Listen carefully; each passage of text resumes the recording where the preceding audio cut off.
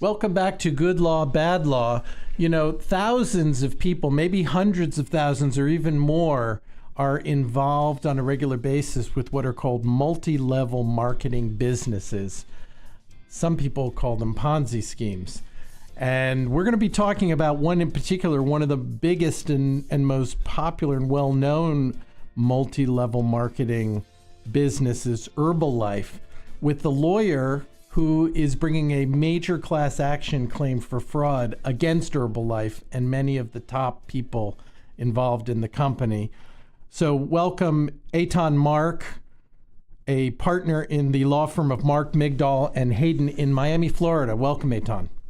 Hi, good afternoon. Thank you. Thanks for having me. No, and thank you for being on Good Law, Bad Law. This is a fascinating case, a class action that you're going to tell us about, but one that really does expose not only some of the very, well, I'm going to be careful in choosing my words, but some of the more unsavory seeming practices of businesses like this.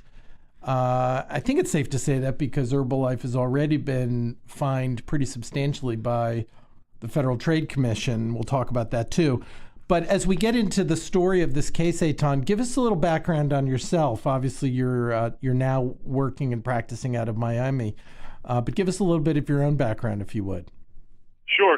Thanks. So I grew up in the Northeast and went to law school up there before working in one of the big law firms in the world. In New York, did that for a few years, practicing in the space of securities litigation, and met my wife up there, and she's from Miami, so she twisted my arm.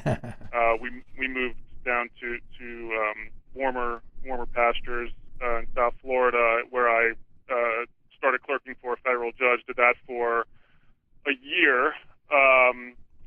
After that experience, I started my own business, outsourcing legal work actually to attorneys in India. Mm-hmm. I had a group of attorneys in India that were performing legal work for law firms and clients based in the United States. Did that for a few years, got a tremendous experience there before joining a regional law firm in Florida. Did that for about 9 years, co-managed the litigation group of that firm for a few of those years before I struck out on my own about 2 years ago at my current shop in Miami. And what kind of cases does your firm handle now? So we run the gamut of complex commercial litigation cases, which is basically oftentimes people fighting over money is sort of the easy way to describe that. But we do have, of course, a handful of cases, including the Herbalife case that you referenced, where we're really more in the space of consumer advocacy and those kinds of cases where we're representing large groups of folks who we've alleged in our complaint have been defrauded by usually pretty powerful corporations. Okay. And now I have to, this is really to the side, but I have to ask you this because I did look at your website this morning and the profile you have on the website, and I know from that bio that you have, so I don't think you can be too embarrassed by my asking you this. You're a big Game of Thrones fan, and by the way, so am I. And my wife and I waited for months for the big season opener this past Sunday night, and so I just have to ask, what did you think? Well, yes. I mean, actually, the hold music for our law firm is the Game of Thrones theme song. So we use it to intimidate other lawyers. Yeah. Look, I think it was a good setup. You know, I know that some people thought it was a little slow. Obviously, I thought spoiler alert, the Jon and Daenerys scene was a little cheesy. Mm-hmm. But look, I'm excited for the season. I don't know what's going to happen. We have it in our office, the Game of Thrones death pool, to see if we can make it through the end of the season, and it's going to be an exciting 5 weeks. Yeah, it was all set up. But the tension is definitely building as all the forces are gathering. Yeah, everyone's there. Everybody's ready. Yeah, all the big reunions. That was good. Okay. All right. Well, let's talk Herbalife. Maybe, well, first of all, I think for those who don't know, maybe you could just say a few words about what Herbalife is, and then I want to get into how this case came to you and where it's going and all of that kind of stuff. Sure. Yeah. Herbalife is an international corporation, publicly traded on the New York Stock Exchange, and it has been sued many times in the past, including by, as you referenced, the FTC for basically fraud. And the gist of it goes something like this: you can't tell all of these individuals that they're going to make a whole bunch of money selling Herbalife products if, in fact, they're not going to make a whole bunch of money selling Herbalife products. And the unfortunate reality is that Herbalife has been called a pyramid scheme. And when something is a pyramid scheme, what that really means is that you make money by recruiting people below you to buy product, and you get commissions from the sale of that product, rather than you making money yourself from the sale of the product. That's one of the hallmarks of a pyramid scheme. And it's one of the problems that the FTC saw with Herbalife was that despite there were inadequate disclosures, let's say, with respect to the realistic ability to make money selling the Herbalife product. So what does Herbalife sell, and right. how are they set up? I mean, they call it a multi-level marketing business. Sure. So there are tens of thousands of distributors throughout the United States, maybe more than that, and they just sell these Herbalife products, which are vitamins, shakes, health and wellness kinds of things, and there's very little intellectual property associated with any of this stuff, meaning that the protein powders and things like that Herbalife sells aren't really there's no patents or trademarks really associated with the recipes themselves, because I think that they're fairly normal kinds of protein powder. There's nothing particularly special about the Herbalife product other than the fact that it is this MLM network. So they're really kind of generic products, but it's the branding and the method of selling, distributing the products that is really at the heart of the business. That's right. That is the heart of the business. And what's at the heart of, yes, that's the heart of the business. Yep. So to become a seller, you could make money just selling to your friends and family and coworkers, let's say, but you could make more money, at least theoretically, if you bring in other people to kind of sell underneath you, and then you get some piece of whatever they sell. Is that? That's right. Okay. There's a ceiling to the amount of money that you can make by selling the product yourself. So the object of the game is to recruit as many people below you to sell the product. Then, as they sell the product, you're getting more money from the commission as a result of the products that they sell. And there's this hierarchy within Herbalife where you try to reach or attain these different levels within Herbalife. And even for the folks that are towards the top of the Herbalife pyramid, it is exceedingly difficult to actually make any money, despite the constant flow of representations from the company to the contract. So we mentioned the FTC, and I want to bring that out because the class action case that you've brought really carves out what seems to me to be a fairly major component of the business's the way it operates and the way people function within it. You've carved out this huge area that isn't covered by the FTC action that resulted in a big settlement. But to understand that, I just want to get that piece out too. So just bring that background out a little bit. What was the FTC alleging, and what was the result of their action? So the FTC's case was primarily really about this notion of the pyramid, and that Herbalife, there's nothing illegal about being a multi-level marketing scheme. There is something illegal about being a pyramid scheme. The nuances are technical actually are. And we don't allege anywhere in our complaint, and when we sued Herbalife, this has nothing to do with it being really a pyramid scheme. This is not about the pyramid, and that's really what the FTC complaint was about. It was about, well, when you have to use larger fonts when you're disclosing to people the fact that they're probably not going to make any money doing this. It was more that kind of thing, as well as that was really the primary basis of the FTC complaint. And the FTC, that is really kind of the bailiwick of the FTC. They're an agency very concerned with disclosure and false advertising, false claims, and things like that. Exactly right. And unlike the FTC action, what our case really focuses on, and ultimately, by the way, the FTC action, Herbalife agreed to pay, I think it was $200 million as a fine, and which was basically a slap on the wrist for a company like that, and change some of its business practices. Questionable as to whether or not they've actually done that. But that, again, is outside the purview of what our case is about. Right. So, how a slap on the wrist, so then Herbalife has got to be pretty huge. Do you have can you give us any sense of how big they are? Their market cap, it's multi-billion. I don't know exactly the number. It's big enough to make them collectible for sure. I know that. Yeah. Okay. So, and then ultimately, the reason we sued them, and my firm sued them, is really focused on what we call the event cycle, or what Herbalife calls the circle of success. Okay. Go ahead, Etan.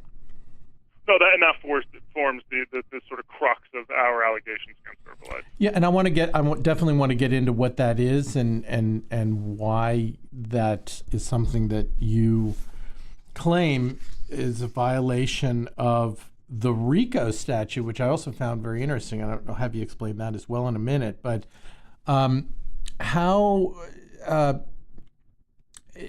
I know this is a case that is still in the courts, and there may be limits on the kinds of things you can say and the details you can share. But can you tell us at all about the story of how this case came about in the first place and how you got involved in it? Sure. Yeah. So a very good friend of mine from law school is a gentleman by the name of Jason Jones. Jason is obviously, he's an attorney. And he is my co-counsel in this case. He lives in Ohio, and he is something of a consumer advocate troll. Where he I think you mean that in a nice way. I mean that in the nicest possible way, because right. he is a friend and my co-counsel, and has more integrity than almost anybody that I know. And what he has done is he has spent years investigating Herbalife, years working on contacts within Herbalife, outside of Herbalife, investigative reporters and the like. And he is really the one that has developed and worked hard to develop this case against them. Now, Florida just so happens to be what do they say about Florida? It's a sunny place filled with shady people. Florida is one of the hubs of the Herbalife fraud. There are just thousands and thousands of Herbalife distributors down here, and there's a very, very strong network of Herbalife down here, and there's a lot of reasons for that. One being that Herbalife, the scheme does tend to prey on a certain socioeconomic group, a lot of sort of new immigrants. It's very, very popular in the Spanish-speaking communities down here. Actually, my despite my best efforts, my housekeeper has been involved in Herbalife, and it's prevalent here. So the case was brought. One of the reasons the case was brought down here in the first instance was because of that prevalence. So So he reached out to me after sort of years of investigation. We reconnected after losing touch for a couple of years, and he reached out to me and he said, "Look, Etan, I know you. I think you would be perfect for this. We need to talk about this case." And the more he showed me and the more I learned about it, the more I realized that this was something that just had to be brought. And you mentioned the types of people that are attracted to something like a multi-level marketing business like an Herbalife. And you mentioned new immigrants. And, I imagine generally people who are looking for extra income. This is at least theoretically something that you can do while you also have some other income from a regular job, and that's part of the appeal of this, in theory, right? But, yes, I think that is the initial appeal for a lot of people. The supplemental income. I think that it also, when you think of Herbalife, I think what a lot of people suppose is that, oh yeah, Herbalife, that's the thing that you could sort of do on the side to make additional money. That you don't need to, it gives you work flexibility. You can work from home, and because Herbalife has done a very good job at telling that narrative, at telling that story, and the reality is that often the people that go to their first Herbalife event, they're recruited to go by other people who are really often desperate to have attendees go to these events with them. There's an environment. So oftentimes the people that go to these events in the first place are in some kind of a vulnerable state, whether it's an economically vulnerable state or emotionally vulnerable state. They go to these events. They're looking for a community. They're looking for an opportunity to potentially make some money. And it is a full-day Herbalife pep rally. And by the time you leave these events, many people are just completely sort of blown away by the potential opportunities that Herbalife is presenting to them. And one of the keys that Herbalife states at all these events is you got to come to every event. You have to keep coming to these events, and that's going to be really the linchpin for you to make a whole bunch of money. So these are the Circle of Life events, these seminars. Circle of Success. Circle of Success. I was thinking of Lion King for some reason. Circle of Success. So these are regular, they almost sound like revival meetings, the way you're describing them. It's some big tent with a preacher, it's not giving far you the off gospel. From that. Yeah. It's not far off from that. And the events range in size, and they have an annual extravaganza, they call it. They have smaller regional events called Leadership Development Weekend events. And then they have much more local events that tend to be smaller, but are no less impactful for the people that go. It's a lot of sort of, cheering people on, and all the people who have lost weight using the Herbalife product go into stage, and everybody claps and gives them these sort of rounds of applause. And all these individuals who are at the top of the Herbalife pyramid are paid to go on stage and tell these stories of how they were down in the dumps, and then the Herbalife opportunity came around, and they seized the opportunity, and really by attending all of the events, they were able to pull themselves out of the muck and turn their lives around. And unfortunately, those stories are just simply not true. Okay, and just before we go any further, I think it's important to say again and emphasize that what we're talking about are things that you, on behalf of this large class of people involved, are alleging to be true. These issues have not yet been decided by a judge or by a jury. There's no final finding of fact as to all these things that we're now talking about. But if I say that way, we don't have to constantly say as we allege. But that's correct. But everything that we're talking about are allegations that are in the complaint, that are pled in the complaint, and the case is pending. We're in what's called the discovery stage of the case, where we're looking to get the documents and all of the substantiation for these allegations, but they are right now simply allegations. But having said that, and I got a copy of this so I could read ahead. It is an 83-page complaint, 380 some paragraphs long, lots of documentation, lots of exhibits, lots of data taken from, I gather, Herbalife's own, sources from their website, from materials given out at these meetings and these revival meetings. So it's not, I don't want to, on the other hand, give the impression that these are mere allegations, but fair to say that given where we are in the legal process, that these, the things that you're talking about are things that you're alleging, but haven't yet been proved or final. That's right. Finally determined. Yeah. And so much of it, so much of the allegations are centered around things like social media accounts, right? And I would bet that many of your listeners to this podcast have a friend on Facebook who is involved some way in Herbalife and is posting constantly about the Herbalife product and the opportunities that the Herbalife business opportunity provides. And in our ultimately one of the sort of linchpins of our case is that these individuals, who are, by the way, independent distributors, right? These are not Herbalife employees. These are independent distributors.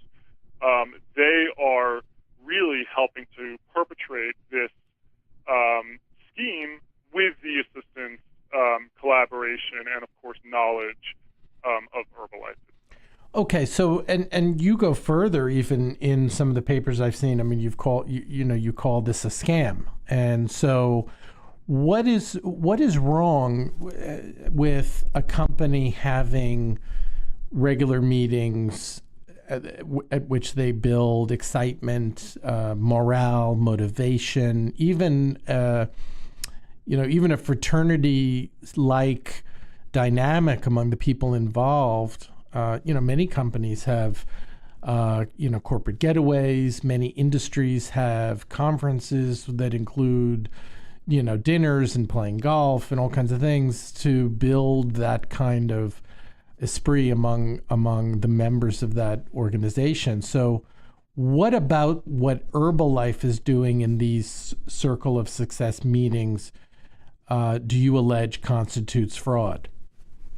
And that's a great question. And the short answer is that in a corporate getaway, if they tell you that you're going to make a lot of money by attending this corporate getaway, and they know that you're not going to make a lot of money, that is fraud. And the constant perpetuation of that message over and over and over again through these social media networks, through this constant barrage of events, knowing full well, and it's our allegation that Herbalife does know full well, that the people that it is sponsoring to get up on that stage and talk about all of the money they made by really putting their elbow to the wheel and working hard. It is our allegation that Herbalife knows that that's just simply not true. That these people did not make money in Herbalife in the way that they said they made money in Herbalife. When people go to these meetings, these conferences, do they have to pay to attend? Yes, so they have to pay. They have to pay to attend. They do have to pay to attend, and many of these people are spending. These individuals who are already looking for financial stability, they're spending thousands of dollars a year to attend these events. And does that money go to Herbalife? I mean, are they the direct beneficiary of those dollars? And that we're trying to ferret that out in discovery. Mm-hmm. Certainly for certain of the events, such as the annual extravaganza event, that money, it's our understanding, goes to Herbalife. Some of the more local events that are put on by these local individuals and which also are in according to our complaint, permeated with fraud. Those events, I believe that money, we're not sure yet where that money goes. Okay, So people, and so as I understand it from what I saw in the complaint and what I've read about this, it's not only that people are encouraged to attend a meeting, but they're really promised greater financial success the more meetings they come to, the more meetings they attend, and the more people they bring to those meetings. So these are really, it sounds like, in effect, these are really also recruitment meetings to get more and more and more people into the distribution chain. That's right, and that is a very, and we've alleged this in the complaint as well, that is a very express objective of Herbalife in putting these events on. In other words, it is very much the objective of Herbalife to put these events on in order to really develop that network of lower-level distributors who really it's statistically virtually impossible, we've alleged, for them to make real money pursuing the Herbalife opportunity.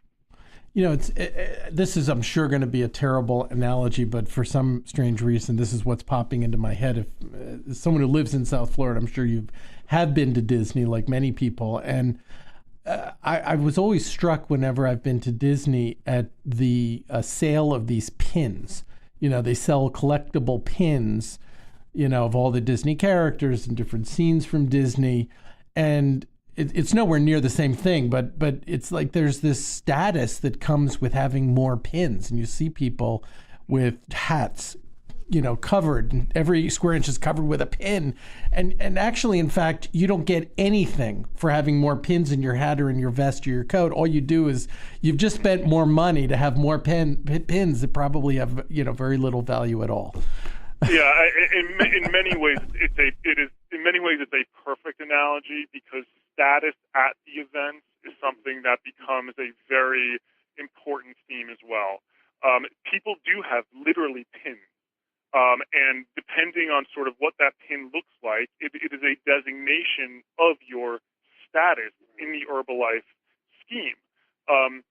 Where you sit at the event, how close to the stage you sit at the event, is also a sign of status. And people are constantly trying to elevate their status within these events. And how do you do that?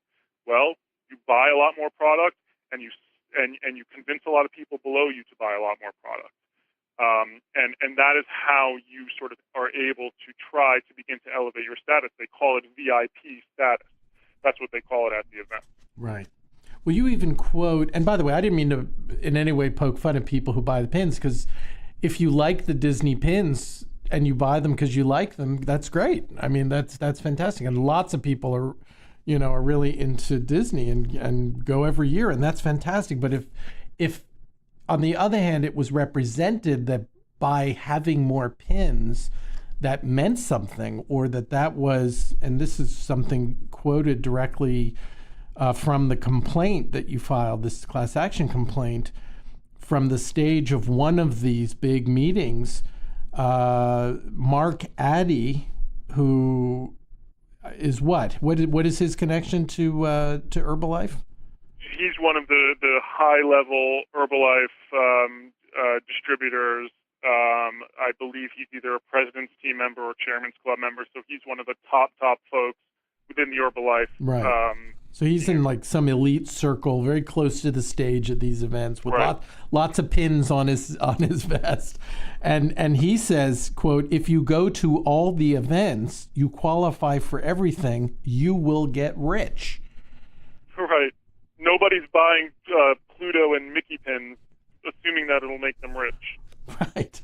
But people are getting into this business, if not rich, certainly thinking that the more they do, not only the more they sell, but as I understand the real thrust of this complaint, the more you work your way up the ladder to more elite levels of something within the organization, more elite levels of participation, I guess, in the organization, the more money you're going to make. And that is, as I understand, is what you're saying is really deceptive and fraudulent here.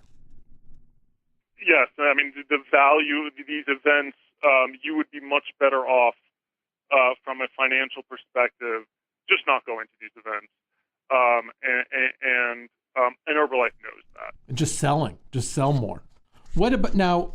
I noticed that the first count in the complaint, which is the first law or statute or basis for claiming fraud in this case, is a racketeering charge, which I think is something, if anybody has ever heard of RICO or racketeering, is something they think of as being used in the criminal law to go after big criminal organizations like the mafia.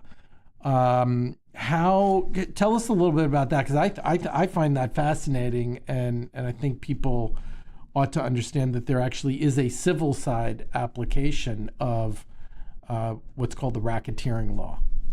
Sure, yeah. So in the 1970s, Congress passed the RICO statute, which was initially intended to, like you said, combat organized crime. And since then, it has been deployed in civil cases, which, among other things, provides an opportunity for treble or triple damages in order to try to get at really the tentacles of an organization, where you have an ability to pull in various elements of an organization using the RICO statute. And those elements, and just to build on, let's say, the mob example, right, where you've got a cleaner in Las Vegas, you've got a driver in New York, you've got a banker in Geneva, you can pull, and none of them are employees, right? These are all sort of independent folks. You can use the RICO statute to pull them together under the RICO statute is what is called an enterprise. And there's this sort of living, breathing enterprise that has a common objective in mind, and that common objective, of course, in our case, is to, as we allege, bilk consumers out of their hard-earned money. So it sounds a lot like a conspiracy, but a more coordinated level of conspiracy involving not just individuals but different organizations and entities. That's right, and there's a few sort of legal hurdles that that you have to get over that a plain conspiracy count would not offer. You would not be required to get over. So, for example, there has to be a pattern of racketeering conduct. A pattern is there have to be several instances, two or more instances in a specific period of time in order to qualify as racketeering. It has to be specific to one of the predicate acts that are listed in the RICO statute: wire fraud, mail fraud. In other words, making misrepresentations over the mails, over the wires, and really sort of cooperating and collaborating in the perpetuation of those lies is something that's really much at the heart of our allegation. And explain the part, Etan, about this being a class action. I mean, I think most people probably generally know what a class action is, but I mean, here you represent a handful of people on behalf of a much larger group of people, the class as a whole. What is the class? What is the class alleged to have suffered here? Is it the loss of dollars attending these conferences? Is it? I mean, what exactly is the loss here? Sure. So the class consists of people who have attended, I think it's two or more events within the relevant period of time, and it's the damages that are being sought are in fact basically a reimbursement of their costs and fees associated with attending these events. And like I said, it's often to the thousands of dollars for each of the potential class members. Now, the way that a class, the way that this class works is that there's a handful of what are called representative class members, basically people that are individuals that have come to us and said, "Hey, Etan, we want you to represent represent us. Here's our story. And we tell those stories in the complaint of these individuals. But those stories are really representative of the stories of tens of thousands of people around the country, and literally tens of thousands. We don't know yet the exact size of the class. I think it's in the 100,000 range, and that is and that's really the story that we're trying to tell. And we believe that, again, each of these class members really tell a story that has resonated and does resonate for many similarly situated people around the country. I mean, my inbox is a testament to that, because once we filed this, I mean, immediately I was contacted regularly by people who said, "Oh, same thing happened to me. The same thing happened to my brother. The same thing happened to my mother." And it's some heart-wrenching stuff. It really is. Well, I'm going to ask you about where the case is, what the status of the case is in a moment. But just since we're on this, is there a place where people can go to get information about the class, to see more about what the specific allegations are, and to see if perhaps they fit within the definitions of a class member? Yeah, sure. I mean, really the best thing to do is probably just to email me, and I do tend to be very responsive to email, or my assistant Rebecca, and her email is rebecca@markmigdal.com. And usually the way it works is people email her. She does the initial intake and talks to them and understands what the facts and issues are associated with their claims. And then if they want to talk to me, I'm always more than happy to carve that time aside, because these stories are just incredible that these people are telling. Okay, so that's Rebecca at Mark Migdal, MarkMigdall.com. One L, yep. Oh, MARK, yep, MIGDAL.com. Got it. Yep. Okay, 1L. All right. Okay, so this is obviously a complex litigation. None of this unfolds in a matter of weeks. It's months and months and months before you even get to the point where you can get any kind of a real ruling on the big issues in the case. But in as much as you can, in lay terms, where does the litigation stand at this point? Where is it going to go from here? Yeah. So one of the things I really like about your podcast is that you talk about ways that the law matters, right? I mean, that's one of your objectives here. So this case is an example of both sides of this coin, where this case started out when we filed the complaint. The first thing that all of the Herbalife defendants did, the individuals and the company, is they tried to get the case pushed into arbitration. What getting it into arbitration does is two things for the defendant. Number one, it removes the ability to bring it as a class.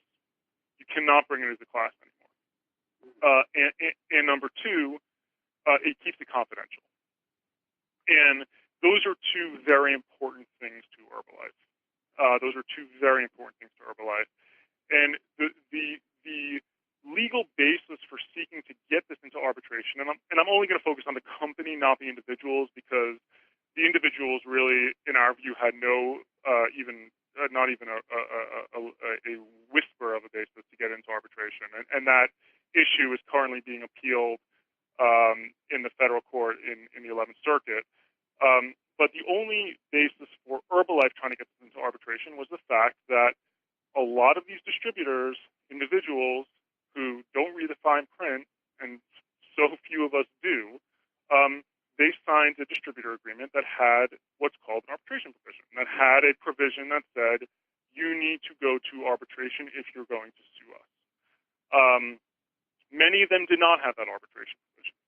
Nonetheless, Herbalife tried to get all of the claims put into arbitration, and the reason they tried to do that is because even in the ones that did not have an arbitration provision, there was a clause in the contract that they signed that said that Herbalife retains the right, and I'm summarizing, to unilaterally, at any point in the future, amend this contract and sort of retroactively apply it. So Herbalife, when it added an arbitration provision in, I think it was 2014, to the distributor agreement, it then said, aha, all the people who signed distributor agreements before 2014 are subject to this arbitration provision that we just added. And that did not fly with the courts, thank goodness. So as a result, the claims against Herbalife for those who signed a distributor agreement without an arbitration provision are pending now in California. The claims against Herbalife for those who signed a distributor agreement with an arbitration provision are being litigated in arbitration tribunals, and the claims against the individual defendants, there are no distributor agreements between any of the plaintiffs and any of the individual defendants. Those claims are pending in federal court in Miami. Wow. I said it was going to be complex. That is. All right. So wait. So let me work backwards. So sure. There are claims in the original complaint that were brought against some of the higher up individuals, and none of those individuals had any kind of mandatory or compulsory arbitration provision in any agreements with these distributors or sellers. So their claim that any claims against them should go to arbitration, as I understand it, that claim was dismissed by the court, and they've now appealed to the federal appeals court on that question.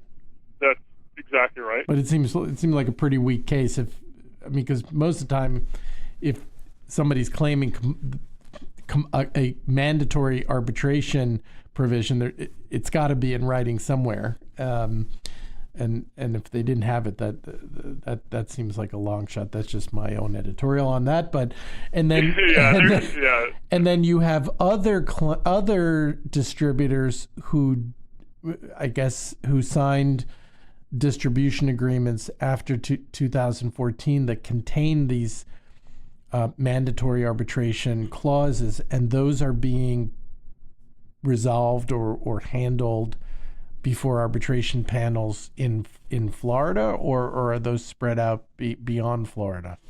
It's wherever the plaintiff lives. I see. Yeah. So Oklahoma, Ohio, Texas, Florida, you name it. Well, and then just to round it out, and then sort of what sounds like the main chunk of the case that remains, which is the case against Herbalife and all distributor agreements prior to 2014, that got transferred from Florida to a federal court in Southern California. Is that right? Correct, in Los Angeles. In LA. Why did that get transferred there? Is that where Herbalife is based?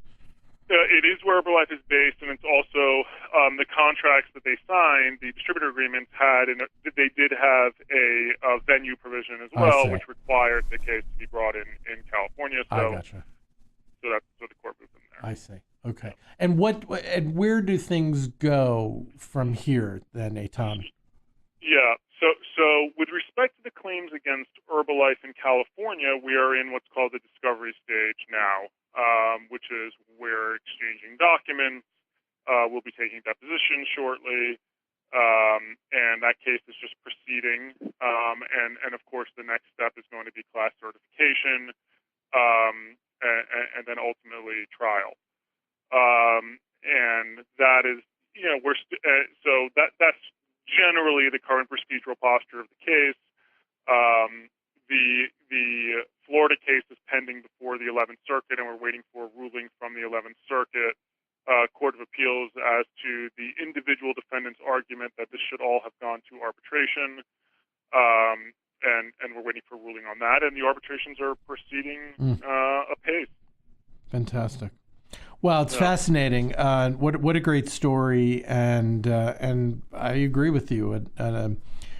People may have different attitudes about class actions, but here I think is a great example of why the class action style of bringing a case really has to exist. Because in a case like this, an individual's claim, even for several $1,000s, let's say, I mean, that's an important amount of money to that individual, but that barely pays the filing fee for the case to be filed in court if you were to bring that case individually, right? So, I mean, a class action allowing you to bring many cases, even tens of thousands of claims, as long as they're similar enough in one case, is a pretty important way. Otherwise, I think a lot of these cases would never be able to be brought in the first place. It's the only way. Yeah. It is the only way, right? I mean, there's no, like you said, lawyers, even if a lawyer billed his time out at $1 an hour, yeah. If the case if there's only $5,000 or $10,000 at issue in the case, this case, to get it to this point where we are, it's taken us literally thousands of hours. I mean, that is not an exaggeration to say that. The only way that it makes sense is to be able to do it on a class-wide basis. And so, it's in that way a powerful, powerful tool. And it's one of the reasons why they try so hard to get these things into arbitration, because it strips you of that ability. Right.